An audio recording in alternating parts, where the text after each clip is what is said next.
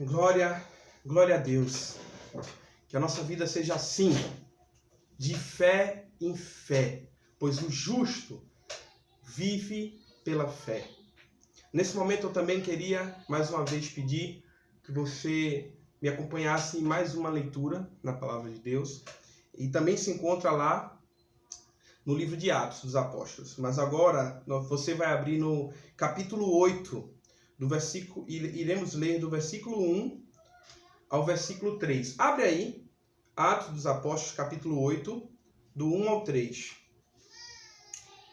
É certo, nós estamos passando por um momento de crise no Brasil, essa pandemia, e nós sabemos que não é bom, nenhum momento de crise é bom, mas nós somos sujeitos a isso, e nós temos que passar por momentos assim. A vida é feita de momentos de alta, momentos de baixa, momentos de paz, momentos de guerra. A Bíblia fala isso, há tempo para todas as coisas, e nós estamos passando por um momento de crise, e graças a Deus aqui no Brasil ainda não está tão forte como em outros países. E se Deus quiser não vai chegar a isso. Mas nós estamos passando por um momento de crise, um momento de polarização, um momento de dúvidas, um momento difícil, não é um momento fácil. E hoje eu queria, através desse texto e desse momento da igreja, eu queria trazer para vocês algumas coisas que a crise deve provocar em nós. Veja bem, nem tudo no momento de crise é ruim. Nem tudo no momento de crise é devastador. Nós cremos e servimos a um Deus que transforma maldição em bênção. Nós cremos e servimos a um Deus que nos ensina. Quantas vezes a gente já falou isso? Em meio ao deserto. Deus nos ensina em momentos de crise. Nós lemos, antes de ler o capítulo 8, mas eu queria brevemente falar, nós lemos no início do culto o capítulo 2 de Atos, onde fala um momento maravilhoso da igreja. A igreja estava bem, a igreja estava sadia, as pessoas se convertendo, de muita gente, e Deus abençoando, e as pessoas prosperando, as pessoas ao redor felizes com a igreja. Você vai ver em Atos capítulo 4, versículo 4, Atos capítulo 6, versículo 7, que vários sacerdotes, vários judeus se converteram. A igreja tinha milhares de pessoas em Jerusalém. E quando pessoas que tinham mais posse se convertiam, vendiam o que tinham e repartiam pela necessidade de cada um. Então, ninguém passava necessidade, a igreja estava equilibrada. A igreja estava feliz. Eles estavam passando por um momento muito cômodo. Mas aí chega em Atos capítulo 8, onde vamos ler agora o versículo 1 a 3. Atos capítulo 8, do 1 a 3. Diz assim, ó: E também Saulo consentiu na morte dele. Dele quem? Estevão. Estevão tinha acabado de morrer, tá? De ser morto. E também Saulo consentiu na morte dele. E fez-se naquele dia uma grande perseguição contra a igreja que estava em Jerusalém. E todos foram dispersos pelas terras da Judéia e da Samaria, exceto os apóstolos. E uns varões piedosos foram enterrar Estevão e fizeram sobre ele grande pranto. E Saulo assolava a igreja, entrando pelas casas e arrastando homens e mulheres, e os encerrava na prisão. Vamos orar mais uma vez ao Senhor? Deus, que a Tua palavra venha ser rema sobre nossas vidas nessa noite. Fala aos nossos corações através da Tua palavra. Eu não sou nada, Senhor. Eu não sou nada.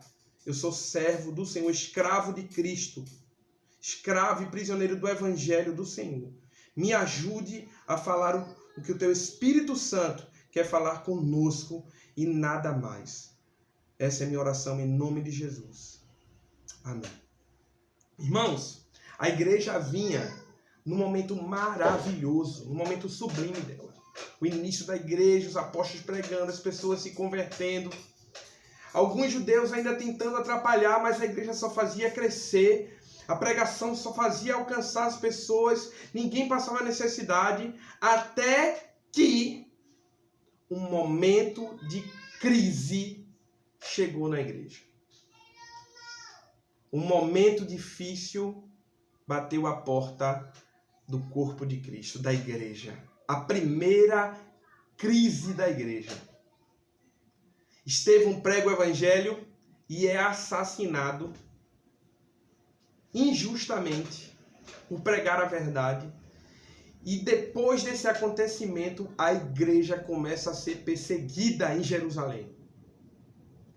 Saulo, lembra? Apóstolo Paulo aqui, Saulo ainda consentiu e começou a perseguir a igreja. E sabe o que aconteceu? Aquele momento cômodo de comunhão, de partir do pão, foi quebrado. Eles tiveram que sair fugidos. E a igreja saiu de Jerusalém, só ficaram os apóstolos. O povo fugiu, deu no pé. A crise estava instaurada. A perseguição estava estabelecida. E não era apenas em Jerusalém. Todos fugiram.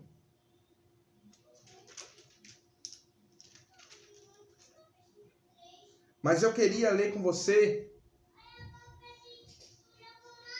o versículo 4. Versículo 4 do capítulo 8 diz assim: Mas os que andavam dispersos iam por toda parte anunciando a palavra. Eu queria trazer nesse momento e rapidamente 4 coisas que a crise tem que provocar num cristão. Primeiro, a crise nos tira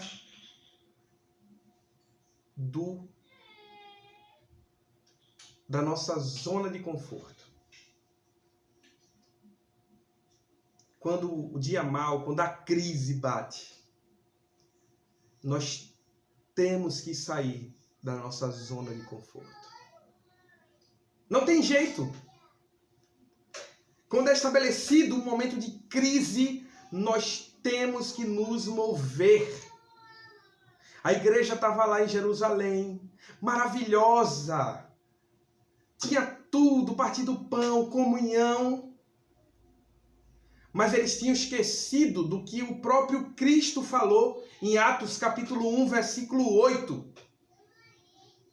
Quando ele diz que eles iriam pregar não apenas em Jerusalém, mas na Judéia, em Samaria e nos confins da terra. E ele fala, fica em Jerusalém, até você receberem do alto poder. Mas depois disso, vocês vão pregar em Jerusalém, primeiro em Jerusalém, depois na Judéia, Samaria, confins da terra. Mas a igreja passou muito tempo em Jerusalém. Eles se acomodaram. Estava tudo bem, estava tudo maravilhoso, pessoas se convertendo, o evangelho prosperando. Mas a crise chegou e eles tiveram que sair da zona de conforto. Preste atenção, meu irmão, nós estamos passando por uma crise, sim. Mas eu quero te dizer que é uma oportunidade de Deus para você. Saia da zona de conforto da sua vida. Se mexa. Saia do comodismo. É uma oportunidade para a gente sair da zona de conforto. Veja bem, eu tive que aprender a transmitir. Eu tive que montar.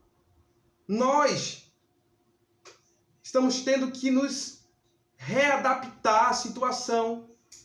Muitos estão pregando o evangelho. Muitas outras pessoas estão se agarrando à fé, estão se mexendo às igrejas. Muitas que estavam em sua zona de conforto tiveram que se mexer para que a palavra fosse propagada, se adaptar. E isso não é ruim, isso é bom. Deus está nos dando a oportunidade de sairmos da nossa zona de conforto. Então, a primeira coisa, saia da zona de conforto. Segundo, a crise nos leva a pensar. A crise nos leva a raciocinar. Naquele momento lá que mataram Estevão, que começou a perseguição, os cristãos tiveram que pensar. E agora? O que é que a gente vai fazer? A gente fica aqui, a gente enfrenta, a gente vai preso, a gente morre feito Estevão, ou a gente vai ter que agir, fugir para outros lugares. Eles tiveram que pensar rapidamente, raciocinar, criar estratégias para lidar com aquele momento de crise. Eles tiveram que agir, que pensar, que interpretar a situação. Veja bem, nós estamos passando por um momento de crise, mas também uma oportunidade de Deus para nós, para que possamos colocar a nossa cabeça para pensar. Como nós podemos passar por isso? Como nós podemos pregar o evangelho nesse momento? Como nós podemos ser luz nesse momento? Pense, meu irmão, raciocine, peça a Deus ideias para que você faça a diferença nesse momento de crise. Os irmãos lá tiveram que pensar. Saíram da sua zona de conforto e colocaram a mente para pensar o que é que eles tinham que fazer agora. Terceiro ponto. O momento de crise nos traz oportunidades. No momento de crise, Deus nos dá oportunidades. Sabe o que aconteceu? Por conta dessa crise que foi instaurada aqui, a primeira crise da igreja. Os irmãos saíram da sua zona de conforto, raciocinaram e criaram estratégias de fuga. Só que não só foi isso. O versículo 4 diz que por onde eles andavam, eles pregavam a palavra. Eles pregavam o evangelho. Deus, através da primeira crise na igreja, criou a oportunidade de eles cumprirem aquilo que Jesus tinha estipulado para eles. Sabe o que aconteceu? Logo após isso, Filipe foi e pregou em Samaria, e outros foram pregando na Judeia, e o evangelho chegou até nós. Deus, no momento de crise, abre a porta da oportunidade. E eu não estou falando financeira não, porque até financeira também. Mas eu estou falando para você a oportunidade de você pregar o evangelho, meu irmão. De você pregar a esperança verdadeira. Pregar Cristo para as pessoas, salvação. Porque Deus tem poder para curar. Mas não adianta Deus curar o corpo e não salvar a alma, não salvar o ser. Vamos pregar o evangelho, vamos abraçar a oportunidade que Deus está nos dando. Primeiro, de se arrepender, de pedir a Deus direcionamento para ser transformado e restaurado. Segundo, de ser sal e luz. Vamos pregar o evangelho como nunca pregamos. Vamos aproveitar o momento de crise e pregar a palavra ao nosso vizinho, aos nossos amigos, usando as nossas ferramentas, as redes sociais. No final, esse vídeo vai estar no YouTube. Compartilhe esse vídeo. E tantos outros vídeos de palavras de homens de Deus. Vamos aproveitar a oportunidade que Deus está nos dando para pregar o evangelho da paz. Porque Deus dá paz. Deus cura, Deus transforma e Deus salva. Você que está me ouvindo aí, Deus não quer apenas curar a nação. Deus, ele quer salvar a nação. Deus, ele quer transformar a nossa nação. Deus, ele quer ter um relacionamento íntimo com cada homem e mulher que reside no Brasil. Ele quer ter um tempo novo no nosso país. Não é só uma pandemia, mas é uma oportunidade de falar a verdade de Cristo. O próprio Cristo disse: no mundo tereis aflições, mas tende alegria, bom ânimo, pois eu venci o mundo. Vamos agarrar essa oportunidade. E para encerrar, a crise provoca em nós. Ela nos direciona à vontade de Deus. Irmãos. A crise nos coloca no centro da vontade de Deus. É lógico que Deus nunca saiu do controle. Mas ele parece que no momento de crise ele alinha o cristão para dentro da sua vontade.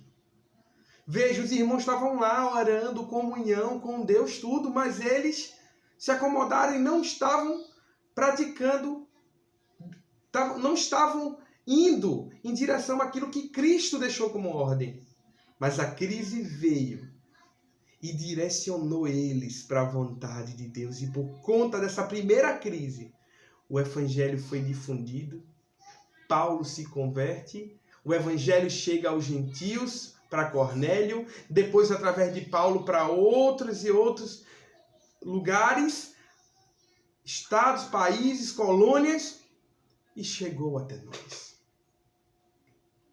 Então, meus irmãos, não é momento de histeria, não é momento de pânico, é momento de nos alegrarmos no Senhor e aproveitar a oportunidade que Deus está nos dando de ser verdadeiros cristãos, de colocar textos que a Bíblia nos ensina em prática. Por exemplo, 1 João capítulo 3, versículo, acho que é o versículo 18, quando ele diz: filhinhos, não amemos só de palavras, mas de ação e verdade. Olha, é um ótimo momento para a gente colocar isso em prática. E tantos textos que a Bíblia nos mostra. Entrega o teu caminho ao Senhor, confia nele e o mais ele fará. Buscai a Deus e a sua justiça em primeiro lugar, e as demais coisas, as tuas necessidades serão acrescentadas. Aproveite essa oportunidade que Deus está dando para nós sairmos da nossa zona de conforto, para colocarmos a nossa mente para pensar e criar estratégias evangelísticas, para pregar o evangelho como uma ótima oportunidade e para alinhar a nossa vida com aquilo que Deus tem para nós. Que Deus te abençoe, que Deus abençoe a sua casa, que Deus abra os seus olhos espirituais, te traga paz, te dê sabedoria, te dê estratégias para fazer a diferença nesse momento de crise. A crise não é o fim. O deserto não é o fim. O deserto para nós é pedagógico. Ele é a metade do caminho. Nós somos mais que vencedores em Cristo. E o final da nossa vida é vitória para a honra e glória do Senhor. Com isso eu termino a mensagem. E nesse momento também terminamos esse nosso culto público ao Senhor. Vamos fazer mais uma oração encerrando. Deus abençoe vocês. Domingo nós teremos o nosso culto transmitido. Preste atenção nas nossas redes sociais. Em breve, esse culto também estará no nosso canal no YouTube. Nós estamos com uma campanha e precisamos chegar a 1000 inscrições no nosso canal no YouTube. Já passamos da metade, já temos mais de 600 inscrições. Porque se a gente chegar a 1000 inscrições, a gente vai conseguir também transmitir ao vivo pelo canal no YouTube. Então, eu peço a ajuda de vocês. Compartilhe esse vídeo quando estiver no YouTube. Sigam o nosso Instagram, nossas redes sociais. E acima de tudo, vamos continuar orando um pelos outros. Ligue para irmãos que você conhece, para senhores, idosos, idosas. Ligue, faça videoconferência, utilize agora a tecnologia para diminuir esse espaço e para que venhamos ter comunhão, que cada um esteja fortalecendo um aos outros. Juntos, nós iremos passar esse momento de crise, glorificando o nome do Senhor. Vamos orar e logo após isso eu vou estar encerrando a nossa transmissão.